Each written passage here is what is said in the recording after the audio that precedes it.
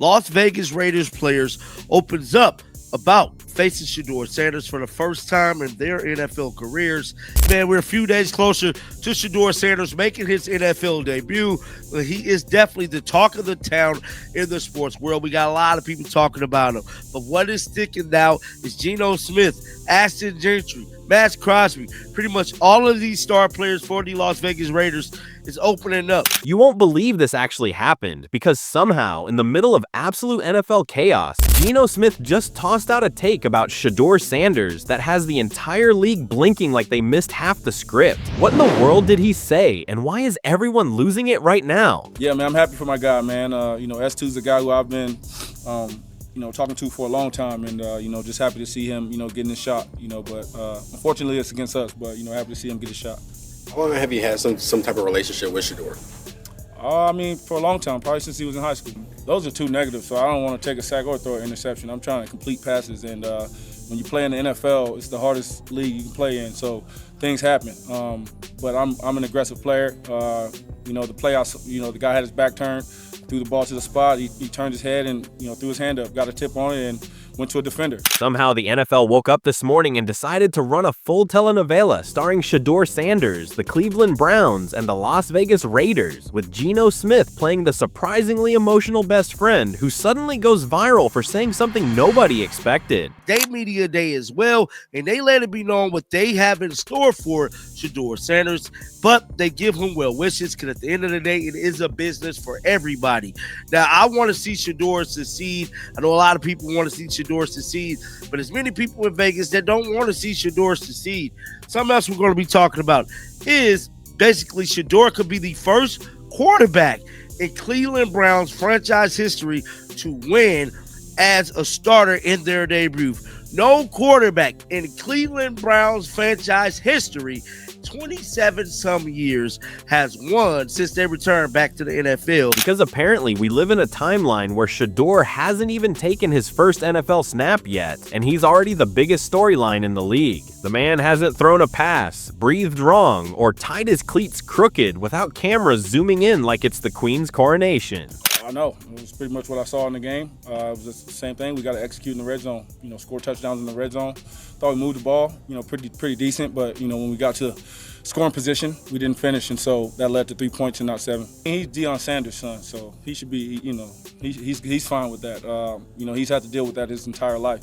When you're dealing with scrutiny, if you listen to it, that's on you. If it matters to you, personally, it don't matter to me, so I really don't care about it. But and now the Raiders have entered the chat loudly. It all started when Geno Smith stepped up during media day and dropped a take on Shadur that blew up the internet in 5 minutes. People assumed they barely knew each other, maybe shook hands once at some charity event. I'm a huge fan of Geno's journey.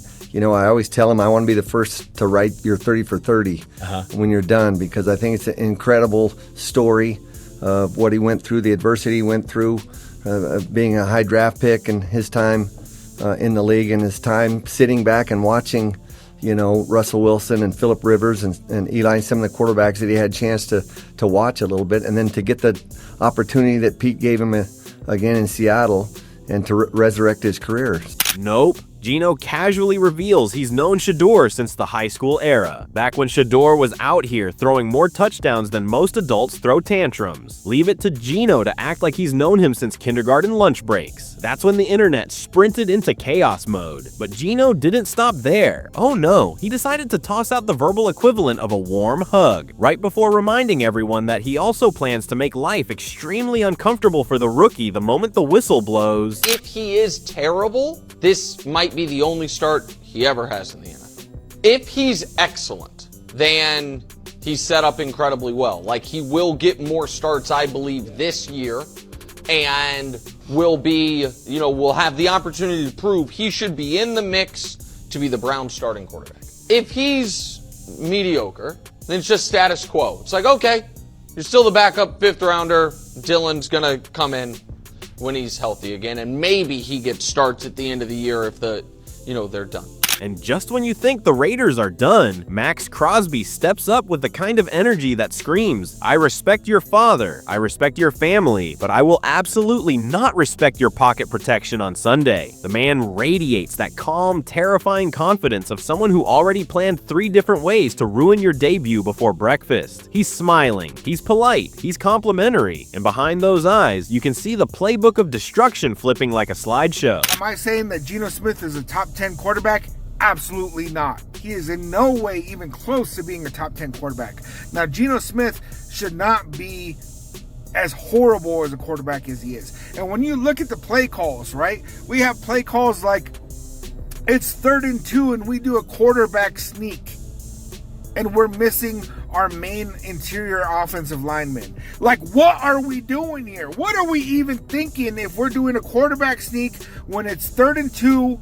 Then there's Ashton Gentry, who might as well have walked in with a gift basket labeled, "Welcome to the league, hope you enjoy the turf." He's excited for Shadur, happy he's getting his shot, all that nice stuff, but also totally convinced the Raiders defense is about to sprint at him like they're being paid in bonuses, pride, and pure adrenaline. It's friendly fire with a motivational twist. I don't know, man. This year, Ryan Clark rubbed me wrong, man. I don't know, y'all. This year alone, Ryan Clark rubbed me very, very wrong, bro. His only chance. Bro, Ryan, what career-defining game? He better know this is not a game. This man, Ryan Clark, just said, Shadur better understand that this is a career-defining game, and this is not a game no more.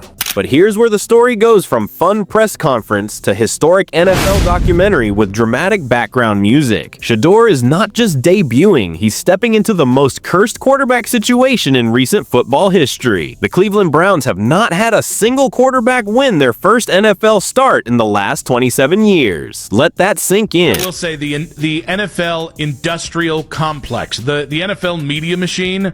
After listening to Albert speak yesterday and take a victory lap on a half of football, I don't know what this kid did. I don't know who he slept with. I don't know whose dad he kicked the cane out from under and he fell tumbling into the streets of Indianapolis. How many media meetings did he not attend? And by the way, Albert is hearing, everything Albert's hearing is what people think. How many people's grandpa put a bounty on Shedur's dad? I don't know. I don't know these answers. It seems like a lot, though, apparently. But we can probably get at least one of those answers at 5:20 when Ross Tucker joins us. Have done that, apparently. The list of quarterbacks reads like a loyalty program for disappointment. Every year, a new name, a new promise, a new jersey, a new system, and the same result. Loss, loss, loss. With a splash of heartbreak, the franchise has rolled through more quarterbacks than some people roll through phone chargers. So now, all eyes are on Shadur. He's the one who gets the golden opportunity to break the curse, rewrite the history books, and instantly become the most beloved Cleveland rookie since the city discovered electricity. The Nightcap crew broke it down perfectly. This isn't just a game, it's a full personality test. He's terrible. And I'm not predicting this, that he will be terrible, but I am predicting that if he is terrible, this might be the only start he ever has in the NFL. Because here's the scenario that if he's terrible, then assuming Gabriel's healthy enough to start in a week, Gabriel takes job back. I think it is very on the board that Kevin Stefanski is fired after this year. If that happens, the new regime comes in with multiple first-round picks and Dylan Gabriel there, almost assuredly is bringing in a quarterback, and they cut Shadur. Shadur either walks in and becomes the hero Cleveland has been waiting for since the dinosaur era of quarterbacks, or he joins the long list of victims claimed by the Browns' debut plague. And the Raiders, they're not showing up for nostalgia, they're showing up to hit him, confuse him, collapse the pocket, and send him home questioning his major life choices. It's just like this idea of there's so many people waiting to tell you, I told you so for Shadur. And it's like, I honestly, to rebut what Albert said, where Albert was like, to me, it's like Tebow mania. I honestly have never seen the NFL as a whole root against a kid in the way that they're rooting against Shadur. Yeah. It is the damnedest thing. And honestly, from that side of things, the Shahive is right. There are so many well-connected people that have just gotten together and think that this kid is like hiding the cure for cancer and he's just refusing to give it out. At the center of all this chaos is Geno Smith, unintentionally turning himself into the NFL's unofficial ambassador of "Congrats, kid. Now let's see if you survive." His comments went viral because they were honest, surprising, and perfectly timed to fuel the hype machine. So will Shadur finally break the Browns' debut curse, or is history doomed to repeat itself? Drop your predictions below, and don't forget to like, comment, and subscribe for all the chaos as it unfolds.